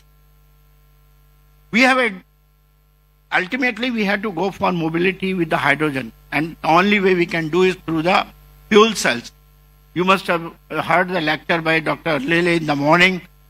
And he has developed the technologies for fuel cells. Others are also available. Others have also done the same thing.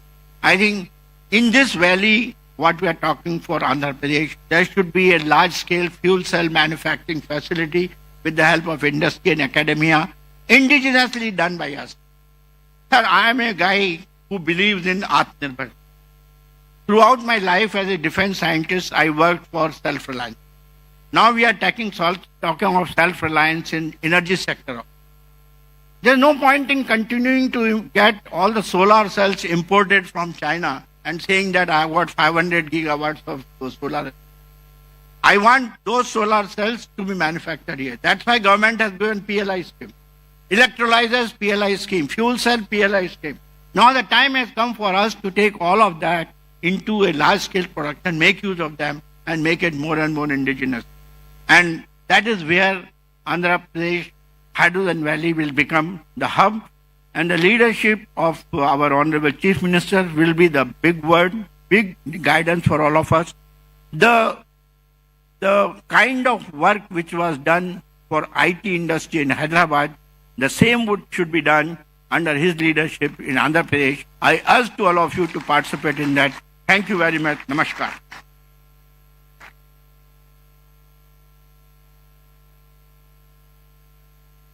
Thank you, sir, for your inspiring words and for highlighting the critical role of green energy in shaping the future of India's mobility and infrastructure. Now, I request Dr. Chandrasekhar Pemasani, Honorable Minister of State for Rural Development and Communications, Government of India, to address the gathering.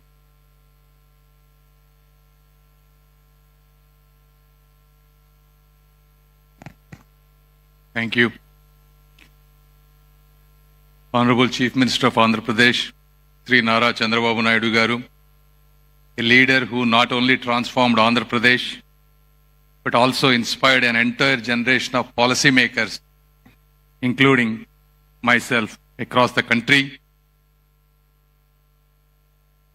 And Dr. V.K. Saraswatji, Honorable Member Niti Ayog, whom I have just seen how deeply passionate about this renewable energy, and Sri K. Vijayanandanji, Chief Secretary, Government of Andhra Pradesh, who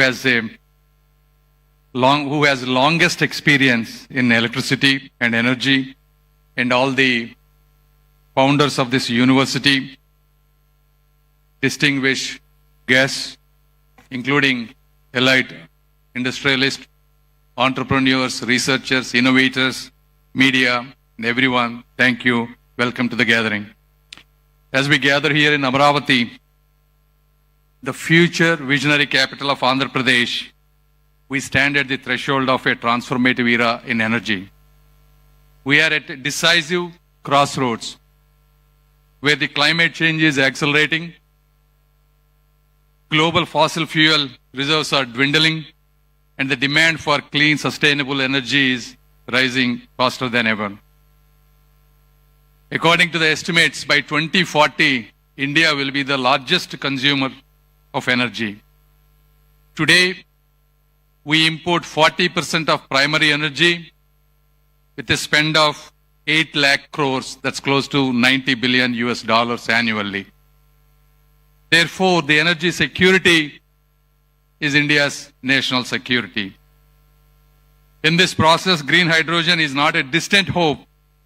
It is the imperative that will architect the future of our nation, our planet, and the generations to come. As everyone has said, green hydrogen is produced through electrolysis, using water and renewable energy, emitting nothing but oxygen and a clean hydrogen.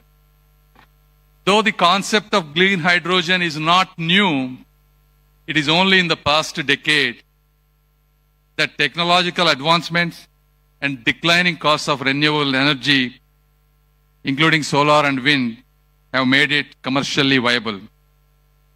It holds the unique power to decarbonize the sectors that have stubbornly resistant to change, including steel, cement manufacturing, refineries, chemical, heavy transport, and so forth. Therefore, this is not just about energy, it is about reimagining industrial processes that have defined our economy over a century. And India is uniquely positioned to alter this course. Recognizing this, our visionary Prime Minister, Sri Narendra Modi ji, has come up with this renewable energy policy. India has 300 sunny days every year and a vast coastline ripe for both wind projects and solar power. India has an ambitious target of 5 metric million tons of green hydrogen by 2030. Therefore, the government of India has given a budgetary allocation of close to 20,000 crores. And the goal of these 20,000 crores is to reduce a current 8 lakh crore annual to every year 1 lakh crore reduction. So by 2030, we can largely get to independence in energy. Recognizing this national mission, and our Honorable Chief Minister, who is another visionary leader, wanted to take Andhra Pradesh to be the heartbeat of this hydrogen hub. If you look at his past history, when India was going through national energy crisis in 1999, he introduced bold power reforms. Despite political repercussions, no other chief minister has dared to do these kind of reforms other than Sri Nara Chandrababu Naidu garu. And these reforms laid the foundation for the state's energy advancements today, reducing cost through solar and wind integration. His vision transformed Telangana into a global height and innovation hub today. He is replicating the same today with the Amaravati as a technology-driven capital by coming up with innovative ideas, Quantum Valley and probably Hydrogen Valley soon, along with sports cities, defense clusters, things that are rarely be seen by many other leaders other than him. And Andhra Pradesh has set this hydrogen hub, our targets out of 5 million metric tons of India's target. He wanted to produce 20% of that, that is 1 million metric tons in Andhra Pradesh alone by 2030. And this is not just a vision. We execute this by relentlessly working hard. If you look at it, NTPC Green Energy is investing 1.85 lakh crore. This is the India's largest green hydrogen hub, producing 1,500 tons per day of green hydrogen and another 7,500 tons of its derivatives, whether it is green ammonia, methanol, etc. And the second project, Hero Future Energies, this is the India's first green hydrogen plant, blending both hydrogen and LPG so that it's commercially viable. So these investments, along with our extensive ports, coastline, indicates signals to the world that clean energy can be scalable and profitable.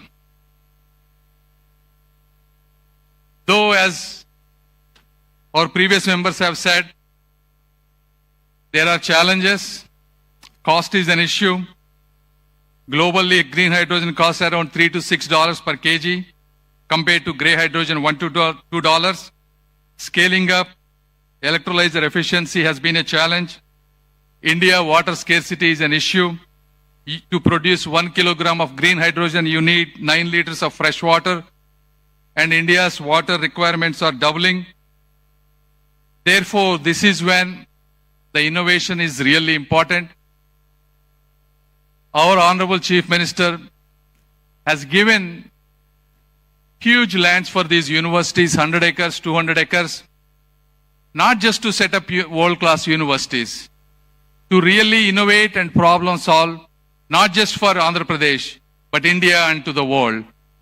I mean, these are beautiful universities that were built with large investment, and we appreciate and thank the university. But at the same time, all these challenges, you look at the America, the Harvard, Stanford, Yale, these are the universities that solve large human problems.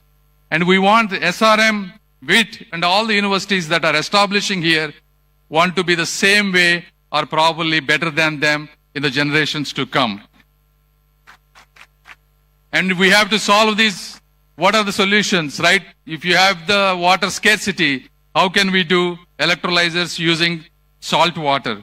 How can we create lightweight storage? How can we create breakthrough in fuel cell chemistries?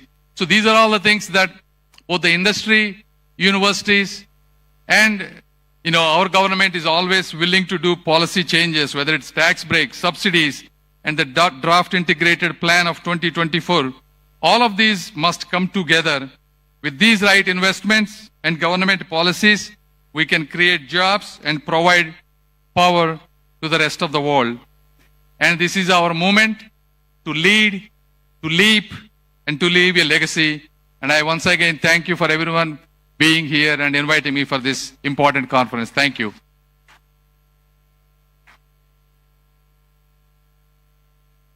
Thank you, sir, for your inspiring words and support.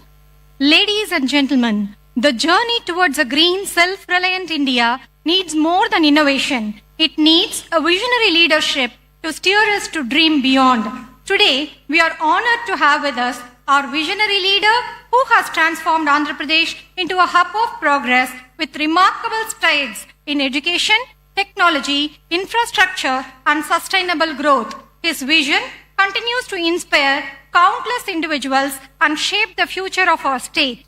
It is with great pride and deep respect that we now invite the statesman of our modern Andhra Pradesh, Honorable Chief Minister Shri Nara Chandrababu Naidu Garu, to share his vision and address this distinguished gathering.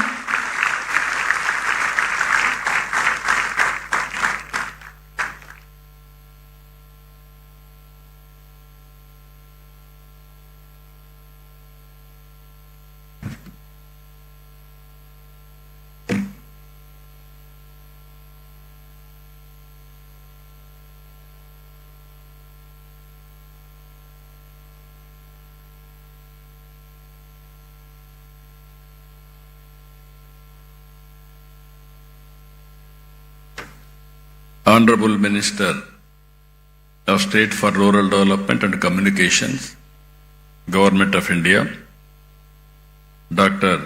Chandrasekhar Pemasani, Honorable Member, Niti Aayog, Dr. V.K. Saraswat, Pro-Chancellor, SRM University, Sri P. Satyanarayana Garu, Chief Secretary, Government of Andhra Pradesh, Sri Vijayanand Garu, Pro-Vice Chancellor, SRM University, Professor Satish Kumar, Director, CSIR, NCL Pune, Ashish Lile Garu, President CEO, Synergen Green Energy, Sri Pranav Tanti Garu, Executive Director, Research, SRM, respected Sri Narayana Rao Garu, Convener, NHM, Sujit Pillai Garu, and industrialists and friends and media. I am very happy to be here second time after I assumed charge. Today, one of the most important subjects SRM is conducting. Really, I appreciate them. This is Green Hydrogen Summit 2025.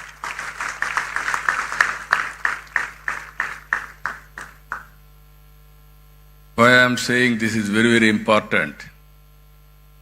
I have seen transformation in energy sector and also fuel sector. If you can go back 40, 50 years back,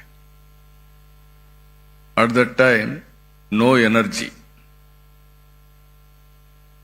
India, when I born, elementary school, when I used to go to school, we used to use only lanterns.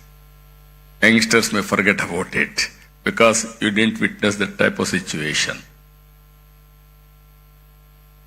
After that, power has come, electricity has come to villages. That is a big news and also very, very surprise. Then if you see after some time when I became MLA, there was a big problem of energy, low voltage, all pump sets will be totally spoiled. Even sometimes all crops will be withered away. There were days when I was Chief Minister of Andhra Pradesh, 50% of time whenever there is a session, we are having a budget session in March.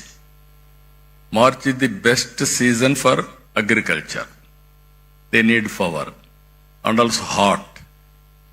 Automatically there is no power. All MLAs used to block the assembly through adjournment motions. Then I used to discuss about, there were days we adjourn the assembly, go to the field, what is happening, and then come back and report to the assembly members. Then I thought in this country, better to go for reforms.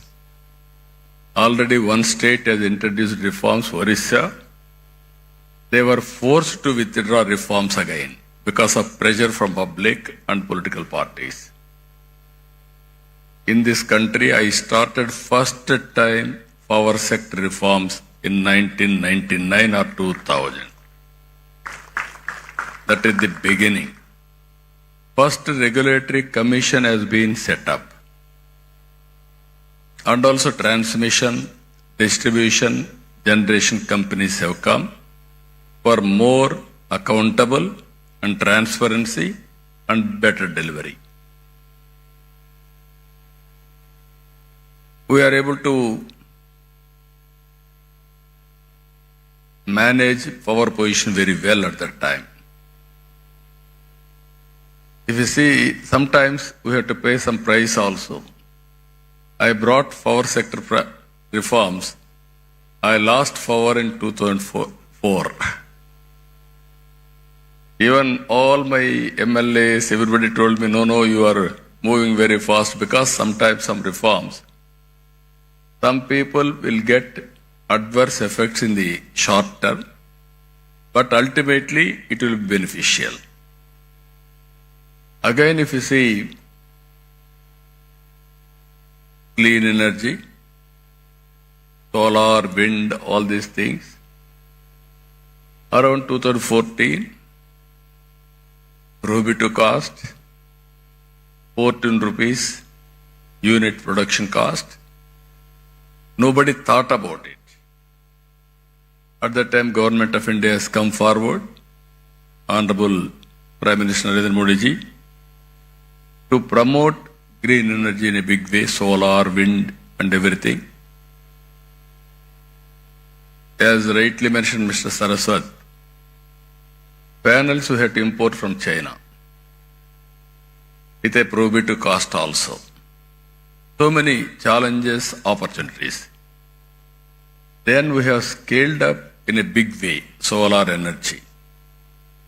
Now it has come 2 rupees 20 paisa. And also, once we don't know where power is coming, today you can generate power at your rooftop. Even SRM can generate power, required power for the university campus. That is the stage today. Because of solar power is coming, but it is only daytime when there is sunlight. There is a wind power. It will come only evening, that too whenever there is a wind. Now, pumped energy, that is one more concept I started not now. Around 95, 97, in Sri Salem, I started reversible pumps for peak load factor, how to manage. Then that has gone at the time, sometimes power demand also is changing according to situation. Earlier I had a problem, power shortage in the evening and also morning, 10 to 11 like that, because agriculture operations. Today, power is generated during the day. I don't have any problem in the morning. I need more power in the evening, sometimes peak load out of balance. Now pumped storage energy has come. Battery has come. Battery is very costly. But ultimately, sustainability is the problem and cost is the problem. Now we are all talking now. Clean hydrogen. That is where how to make it power cost effective and affordable. Either that is a very interesting experiment we are all thinking now. If you see global warming, all countries are moving how to go for green energy. If you see here, Honorable Prime Minister has announced 500 gigawatts non-fossil fuel energy by 2030. And also net zero by 2070. Clean hydrogen and its derivatives. We are aiming decarbonization. And we are discussing today and tomorrow here. This is where circular economy, recycling of water, recycling of energy recovery, so many things we are going to discuss. In this, Andhra Pradesh wanted to play very major role. There is one advantage I wanted to inform all of you. Andhra Pradesh, one advantage solar, second advantage wind, third advantage pumped energy. Fourth advantage, we are having beautiful sea coast, nearly 1,000 kilometers.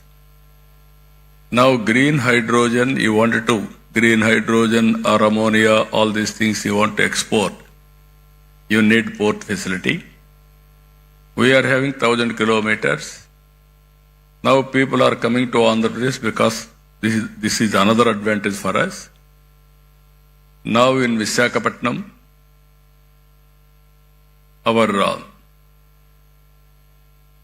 NetCap and Government of India NTPC subsidiary, they are going green hydrogen. Even Greenco is coming in a big way.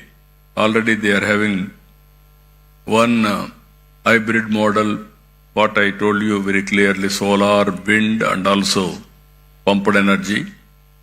Very cost effective. Now they are going in a big way green ammonia in Kakinada. Even one more friend from England has come now to start basing on Krishnapatnam. Now every 50 kilometers there will be one port in Andhra Pradesh in the near future. That is our plan. So that I wanted to make it logistics hub. If you see water is available, even I can say my chief secretary, who is an energy secretary also, he had an abundant experience in energy. I started power sector reforms. He worked nearly 14 to 15 years in energy sector. No other IAS officer had knowledge about it. He had enough knowledge. With all these factors, what I wanted to announce here, even Andhra Pradesh wanted to contribute nearly 160 gigawatt capacity of green energy in the near future out of 500. This is the policy we have announced with 10 lakh crores investment and also 7.5 lakh employment, and also green hydrogen and its derivatives 1.5 million metric tons per annum, electrolyzer manufacturing capacity 3 gigawatt, solar energy projects 78.5 gigawatts, wind energy projects 35 gigawatt, pumped storage energy 22 gigawatts. No other state is having this advantage. They may not have water or also hydrological balance also. Even we are going battery energy storage system 25 gigawatt forever. That is this is also needed as of today. Ethanol 15,000 kiloliters per day. Bio CNG, CBG 10,000 tons per day. Clean tech manufacturing 20 gigawatts. Mine module molecular. Even we are going electric vehicle charging infrastructure, nearly 500 stations. For this, we have given excellent incentives. You can go ahead. You can see incentives. Even incentives for electrolyzer manufacturing also one of the best policy. If anybody is giving better than us, you tell us, we will correct it, we will update it, we will provide all the incentives, number one incentives in the country. That is our commitment. So far, even so many companies have come. Even Reliance Industries has come. 500 compressed biogas plants. They are going to spend 65,000 crores. They are going to create 250,000 employment. Even Renew, largest RE complexes in the country, was held in Guntakal. They are going to spend 22,000 crores and also 1.50 gigawatt renewable energy project, along with one GWH PESS in 2 phases with the employment generation of 4,000. Even Power Renewable Energy Private Limited signed MOU. This is 7 gigawatt wind, solar, hybrid power projects with an annual estimated investment of 49,000 crores and employment potential of 33,000 employment. So this is where another company, AP, I told you already, NTPC and NetCap, Greenco also. Very interestingly, if you see history, in 83 my party announced fertilizer plant in Kakinada. Then one entrepreneur who is selected, KVK Raju, he started Nagarjuna Fertilizers. Today Greenco has taken over that Nagarjuna Fertilizers. They are going ammonia. At that time, we have given fertilizer plant. Today, same premises they are converting into ammonia. That is the change we are doing. That is the change it is happening. As I rightly mentioned, we are having all advantages. Solar, even some states, some countries, they may have some advantage, sometimes some missing. In Andhra Pradesh, we are having all advantages. Solar, wind, pumped energy, even water is also important for pumped energy. So water is available. And at the same time, if you see further, ports are very, very important for exports. Even green hydrogen, we need water. We are having water. There is a problem, we are having sea also. We can use water from sea water also for conversion, all these things. That is plenty of water is available in Andhra Pradesh. With all these things today, I really appreciate SRM for conducting historical meeting in Amaravati. Why I am saying historical meeting? Recently, originally if you see, Hyderabad I started high-tech city focusing IT. Recently in Amaravati, we started Quantum Valley focusing artificial intelligence. Now today, I am very happy. We are focusing Hydrogen Valley starting from here. One is Quantum Valley, quantum computing, technology with deep tech, everything.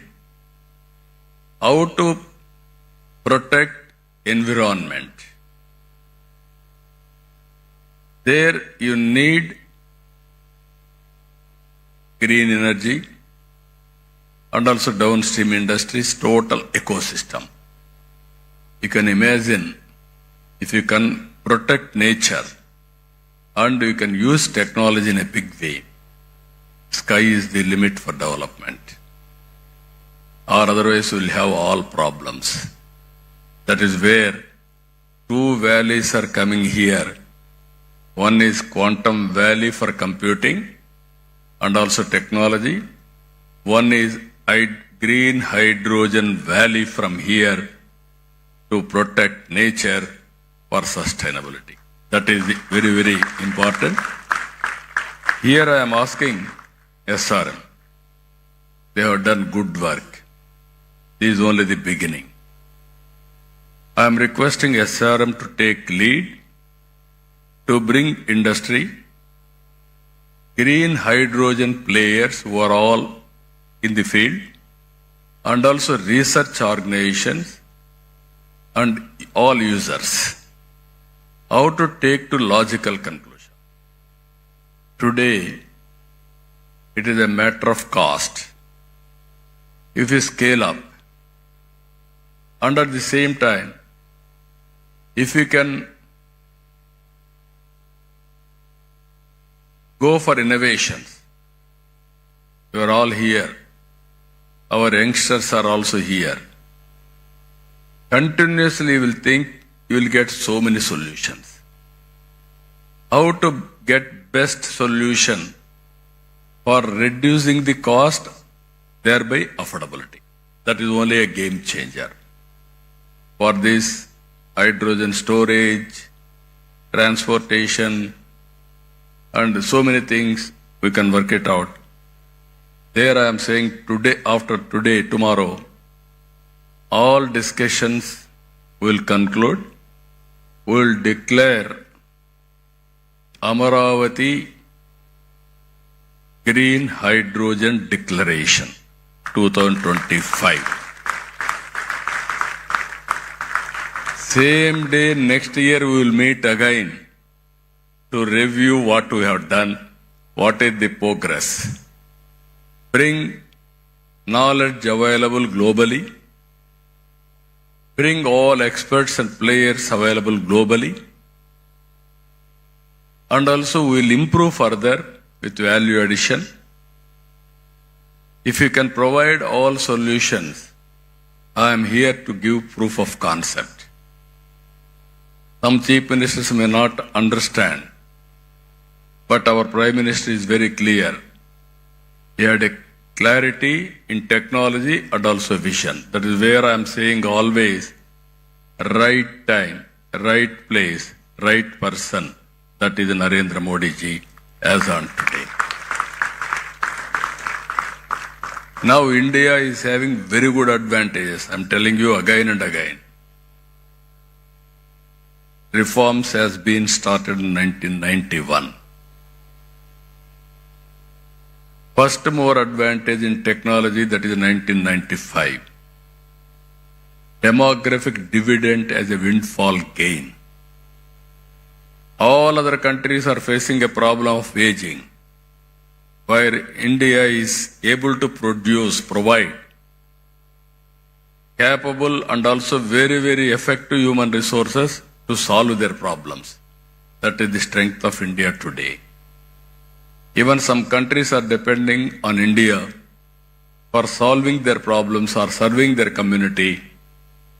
India is having capacity to serve that.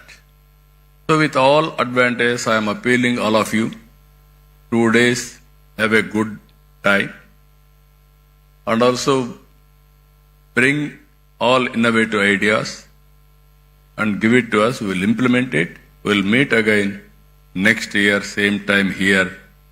What we have done, proof of concept, and then scale it up, then replicate, then it will be model for the global community also. That is where we are going to do it. I am very happy. This is very, very innovative summit and creative summit.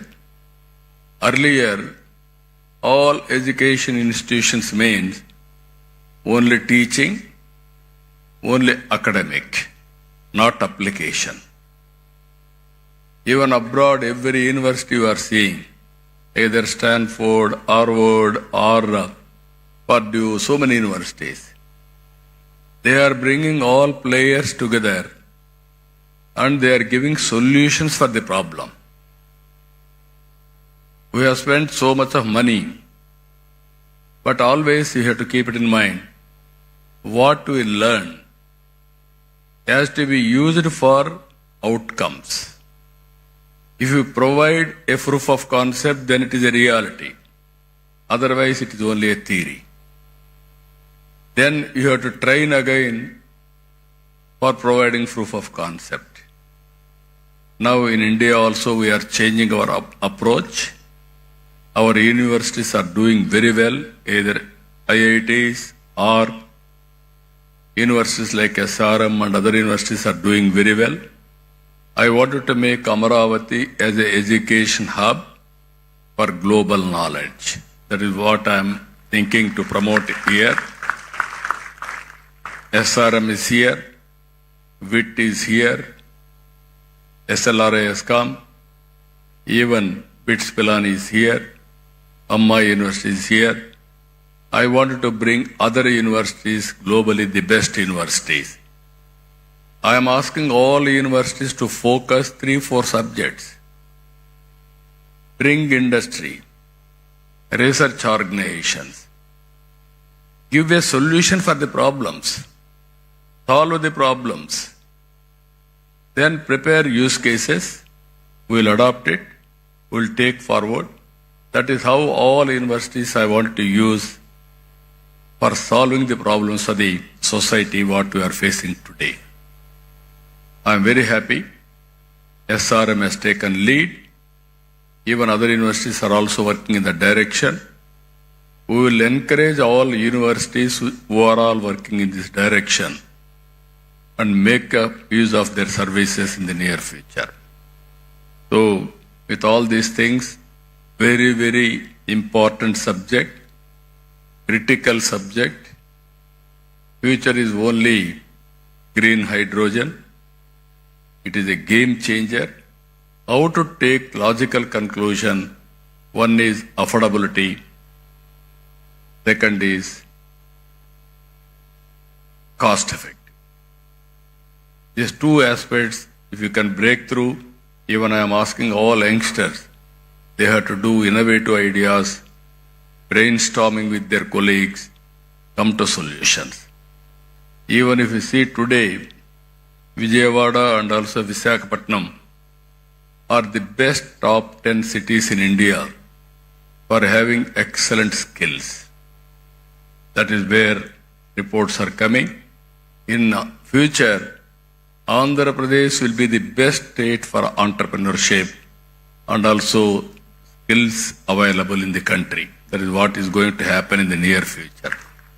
With all these things, really, I appreciate Mr. Satyanarayana, Pro-Chancellor, SRM, and Narayan Rao.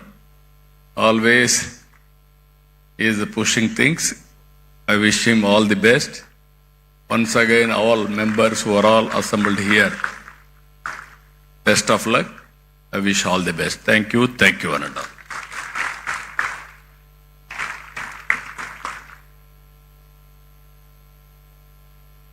We are immensely grateful for having you here, sir, and for sharing your vision of positioning Andhra Pradesh at the forefront of the global green hydrogen revolution.